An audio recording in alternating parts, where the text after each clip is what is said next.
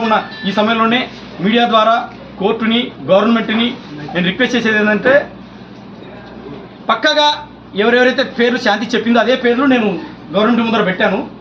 పెద్దలు విజయసాయిరెడ్డి గారు, అదేవిధంగా పోతిరెడ్డి సుభాష్ రెడ్డి గారు, తర్వాత నేను కూడా రెడ్డి DNA టెస్ట్కు వీళ్ళందరినీ DNA టెస్ట్కి పిలిపించి ముఖ్యంగా పసికూన ఆ బాబుకు జస్ట్ ఇప్పుడు సంవత్సరము ఏజ్, మన ఏప్రిల్కి సంవత్సరం అయిపోయి సంవత్సరం 13 నెలలు 3 నెలలు. ఆ బాబుకు న్యాయం జరగాలంటే ఫస్ట్ ఆ బాబుకి తండ్రి ఎవరో తెలియాలి. రేపు 2 సంవత్సరాలు నెక్స్ట్ ఇయర్ ఆ నెక్స్ట్ ఇయర్ ఆ బాబు స్కూల్కి వెళ్తాడు. స్కూల్కి వెళ్తే ఎవరి పేరు రాయాలి? ఆ బాబు ఎవరి పేరు రాయాలి? కాబట్టి బహుశా శాంతి గారు కూడా శాంతి కాలింగర్ గారు కూడా ఇంతవరకు బర్త్ సర్టిఫికేట్ తీసుకోలేదు. అపోలో హాస్పిటల్ వైజాగ్ అరిలోవా ఏరియాలో ఉన్న అపోలో హాస్పిటల్ ఇంతవరకు బర్త్ సర్టిఫికేట్ తీసుకోలేదు. మీరు కావాలంటే క్రాస్ వెరిఫై చేసుకోండి. డైరెక్ట్గా శాంతి కాలింగర్ గారిని అడగండి బర్త్ సర్టిఫికేట్ తీసుకున్నారా లేదా అని. ఒకవేళ పోతిరెడ్డి సుభాష్ అయితే బర్త్ సర్టిఫికేట్ తీసుకున్నారా లేదని అడగండి. సమస్య ఇక్కడ ఏంటంటే చాలా సున్నితమైన సమస్య ఇది. నాతో లీగల్ డైవర్స్ తీసుకోలేదు, నాకు 2 ఆడపిల్లలు, అక్కడ చూస్తే ఒక బాబు, అక్కడ చూస్తే ఈ రకరకాల పేర్లు చెప్తా ఉంది. కాబట్టి మీడియా ద్వారా నేను అడిగేది ఏంటంటే DNA టెస్ట్కు ఎవరైతే పేర్లు ఉందో వాళ్ళందరూ పిలిపించి పక్కగా క్లినికల్గా పెటర్నీ టెస్ట్ చేసి రిటర్న్లో ఒక డాక్యుమెంట్ ఇస్తే ఈ సమస్యకు ఇది శాశ్వత పరిష్కారం. ఈ బిడ్డకు పలానా తండ్రిని తెలుస్తుంది, నా బిడ్డలకు కూడా విషయం తెలుస్తుంది, శాంతి కూడా క్లియరెన్స్ ఉంటుంది, నాకు కూడా క్లియరెన్స్ ఉంటుంది. ఫ్యూచర్లో వచ్చే కన్ఫ్యూజన్స్ కానీ కాంప్లికేషన్స్ కానీ ఏమీ ఉండవు. రేపు 10 ఏళ్ళ తర్వాత ఆ బాబు నా దగ్గరికి రానికి లేదు, తండ్రి నువ్వే అని. ఎందుకంటే పలానా సర్టిఫికేట్ ఉంటుంది కాబట్టి పలానా తండ్రి తనకు తెలుస్తుంది. సో ఈ కాంప్లికేషన్స్ లేకుండా ఉండాలంటే ఇదొకటి చేయండి, ఇదొకటి జరగాలని నేను ఆశిస్తూ ఉన్నా. అదేవిధంగా నేను శాంతి నా 2013లో పెళ్ళయింది నాకు. 13, 14, 15, 10 ఏళ్ళు 2 పాపలు పుట్టారు. మా మధ్య చిన్న గొడవలు తప్ప విడాకులు తీసుకున్నంత ఏదీ లేదు.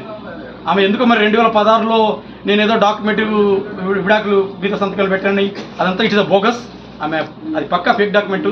నేను మీడియా ముందర చాలా ధైర్యంగా చెప్తున్నాను, దాన్ని కావాలంటే ఫోరెన్సిక్ డిపార్ట్మెంట్ పంపించండి, అది ఫేక్ డాక్యుమెంట్. అది 2024లో నాతో బలవంతంగా నాతో ఒక్క సిగ్నేచర్ తీసుకున్నాను, బలవంతంగా పెడతావా లేకపోతే మ్యూచువల్ ఇచ్చి ఎగ్జిట్ అవుతావా సస్తావా అనే సిచ్యువేషన్ తీసుకొచ్చాను నన్ను. నేను ఇప్పుడు నిన్న హోమ్ మినిస్టర్ గారు అనితా మేడం కూడా కలిశాను, DGP గారిని కలిశాను. వాళ్ళు కూడా అన్నారమ్మా దీంట్లో ఎంత పెద్దలున్నా వదిలేది లేదు, దీంతో నిజాలు నిగ్గు తెలుస్తాం, ఆ పేపర్ డాక్యుమెంట్ కూడా ఫోరెన్సిక్ డిపార్ట్మెంట్ పంపిస్తాము. అది కానీ 2024 తేలితే, అది బోగస్ అని తేలితే మాత్రం ఎవరిని వదిలేది లేదు. అదేవిధంగా నాకు కూడా శాంతి గురించి తెలియని ఎన్నో విషయాలు ఈ మధ్య తెలిసాయి.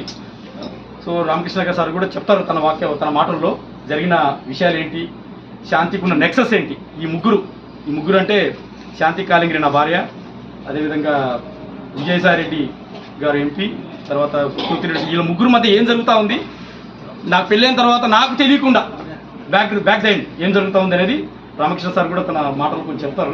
నాకు కూడా ఇప్పుడే తెలుస్తుంది, కొన్ని సింక్ చేసుకుంటే అవన్నీ కూడా నాకు కూడా సింక్ అవుతున్నాయి, ఓహో ఇంత జరిగిందా అనేది. సో ఇది సార్ జరిగింది. సో ఏ తర్వాత నాకు కావాల్సింది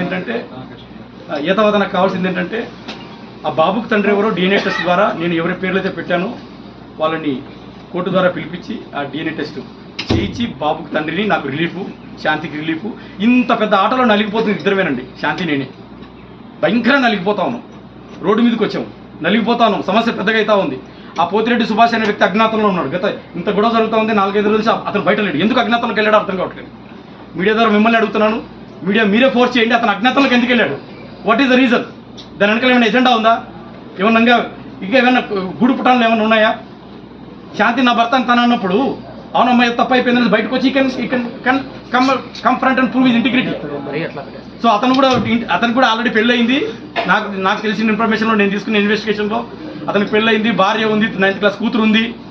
హైదరాబాద్లో అక్కడ రవీంద్రబాద్ అక్కడ ఉంటారు వాళ్ళు. సో నేను అనేది ఒకటే క్వశ్చన్, ఇప్పుడు అతను అజ్ఞాతంలోకి ఎందుకు వెళ్ళాడు? ఒకవేళ విజయసాయిరెడ్డి గారు పెద్దలు, నా తండ్రి వయసు ఉన్నటువంటి వ్యక్తి, ఒకవేళ నేను అలిగేట్ చేశాను, నాకున్న శాంతి గారు చెప్పింది నేను అలిగేట్ చేశాను. కాబట్టి ఆయన యొక్క నిజాయితీని, ఇంటిగ్రిటీని ప్రూవ్ చేసుకోవడంలో ఏ తప్పు లేదు. వచ్చి మీడియా ముందుకు వచ్చి తను ఏదన్నా నేను రెడీ అని చెప్పేసి DNA టెస్ట్కు తన నిజాయితీని ప్రూవ్ చేసుకొని, ఒకవేళ తను లేకపోతే ఈ ప్రజల ముందు చెప్తున్నాను, 10 కోట్ల మంది తెలుగు ప్రజల ముందు, ఒకవేళ ఆయన లేకపోతే సాష్టాంగ నమస్కారం చేసి ఆయనకు నేను తప్పు జరిగిస్తానని చెప్తాను. సో దాని ద్వారా ఆయన ఒకవేళ ఏదైనా డిఫేమ్ అయి ఉంటే అది బ్యాక్ అవుతుంది. సో నాకు